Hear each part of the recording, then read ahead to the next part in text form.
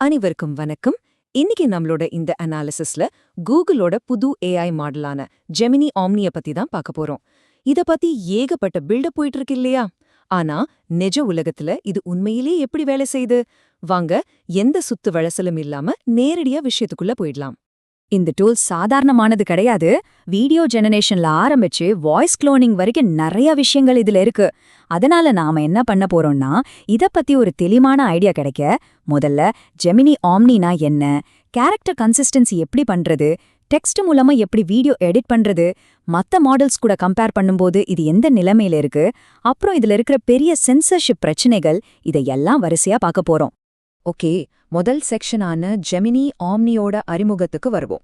Google இதுல என்ன சொல்ல வராங்கன்னா, நீங்க ஒரு டெக்ஸ்ட்டை எப்படி எடிட் பண்ணுவீங்களோ அதே அளவுக்கு சுலபமா ஒரு வீடியோவையும் எடிட் பண்ண முடியும்னு சொல்றாங்க. கூகுள் டீம் இது செல்லமா வீடியோவுக்கான நானோ பனானா அப்படின்னு சொல்றாங்க. அப்படின்னா என்ன? ரொம்ப சிம்பிள். நீங்க ஏஐ கூட சாதாரணமா பேசுறது மூலமாவே நகர்ந்துட்டு இருக்கிற காட்சிகளை உங்களால அப்படியே மாத்தி அமைக்க முடியும். இதோட பிசிக்ஸ் புரிதல் இருக்கு பாருங்க, அது வேற லெவல்.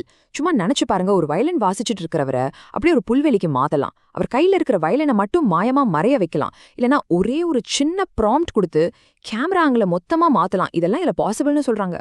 சரி, கேரக்டர் கன்சிஸ்டன்சி பத்தி பாப்போம். இதெல்லாம் கேக்குறதுக்கு ரொம்பவே நல்லா இருக்கு. ஆனா நிஜத்துல இது எப்படி வேலை செய்யுதுன்னு தெரியணும்ல. குறிப்பா ஏஐ உலகத்துல எல்லாரும் கஷ்டப்படுற அந்த கதாபாத்திர நிலைத்தன்மை, அதாவது ஒரு கேரக்டரை அப்படியே மெயின்டைன் பண்றது, இது எப்படி கையாளுதுன்னு பாப்போம். ரீசெண்டா ஒரு தெலுங்கு டுட்டோரியல்ல இதை எப்படி சரியா பண்றதுன்னு ரொம்ப தெளிவா செஞ்சு காட்டியிருந்தாங்க.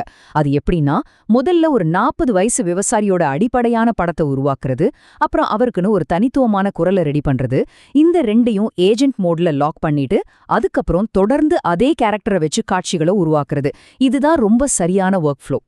இதிலிருந்து நம்ம தெரிஞ்சுக்க வேண்டிய முக்கியமான விஷயம் என்னன்னா, ஒரு நிலையான கேரக்டரும் அவங்களுக்கான பிரத்யேகமான குரலும் சேர்ந்தாதான் ஒரு உண்மையான கதையை நம்மளால சொல்ல முடியும். உங்களுக்கு தரமான ரிசல்ட் வேணும்னா, எடுத்த உடனே வீடியோ வேணும்னு ப்ராம்ப்ட் கொடுக்கக்கூடாது. முதல்ல உங்க கேரக்டர் ஆசெட்ஸை நீங்க உருவாக்கணும். அடுத்து நாம பார்க்க போறது டெக்ஸ்ட் மூலமா வீடியோ எடிட் பண்றத பத்தி. இது புது கேரக்டர் உருமாக்குறதுக்கு மட்டும் இல்லாம வெறும் வார்த்தைகளை வச்சு வீடியோவை எடிட் பண்ற ஒரு பவர்ஃபுல்லான என்ஜினாவும் செயல்படுது. நிஜ உலகத்துல நிறைய பேர் இதை டெஸ்ட் பண்ணி பார்த்திருக்காங்க. ஓடிட்டு இருக்கிற ஒருத்தரோட சட்ட கலரை ப்ளூ கலரா மாத்துறது, வெஸ் சாண்டர்சன் ஸ்டைல் டெம்ப்ளேட்ல அவங்களோட சொந்த அவதாரம் சேர்க்கறதுன்னு நிறைய பண்ணியிருக்காங்க. அது மட்டும் இல்லாம, சாதாரணமா ஒரு கார்ல போற டேஷ் கேம் வீடியோல ஒரு பெரிய எரிமலை வெடிக்கிற மாதிரி தத்ரூபமா மாத்துறது, இல்லனா ஒரு கரும்பலகையில ஷ்ரூடிங்கர் ஈக்குவேஷன் எழுதுற மாதிரி மாத்துறதுன்னு இதோட எடிட்டிங் ஸ்கில்ஸ் உண்மையிலேயே ஆச்சரியப்படுத்துது.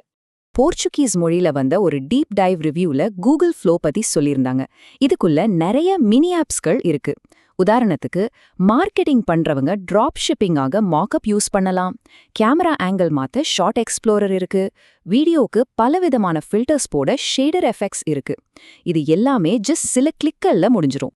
சரி, இப்போ காம்படிஷனுக்கு வருவோம்.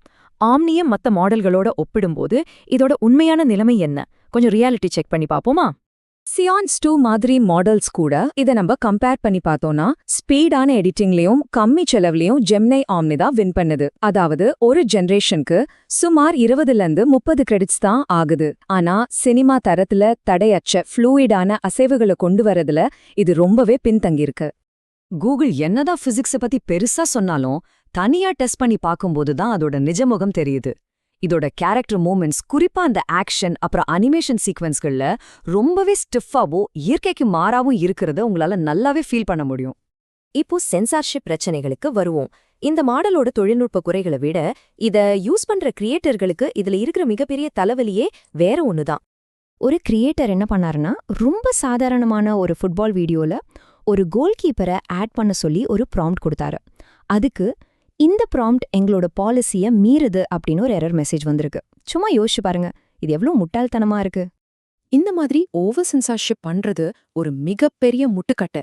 ரொம்ப சாதாரணமான பாதுகாப்பான ஸ்போர்ட்ஸ் ஆக்ஷன் வீடியோக்களை கூட இது பிளாக் பண்ணிடுது. ஏற்கனவே ஏஐ வச்சு ஜென்ரேட் பண்ண வீடியோவை எடிட் பண்ண கூட இதை மறுக்குது. ப்ரொஃபஷனலான ஃபில்ம் மேக்கர்ஸ்க்கு இது பயங்கரமான எரிச்சலை ஏற்படுத்துது.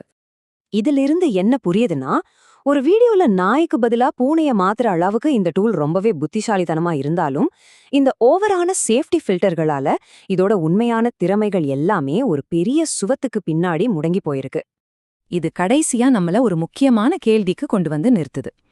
ஏஐ வீடியோவோட எதிர்காலம் அப்படிங்கிறது எந்த குறையும் இல்லாத ஒரு புது வீடியோவை உருவாக்குறதுல இருக்கா, இல்லனா ஏற்கனவே நம்ம கிட்ட இருக்கிற வீடியோவை எந்த சிரமமும் இல்லாம நம்ம இஷ்டத்துக்கு எடிட் பண்றதுல இருக்கா?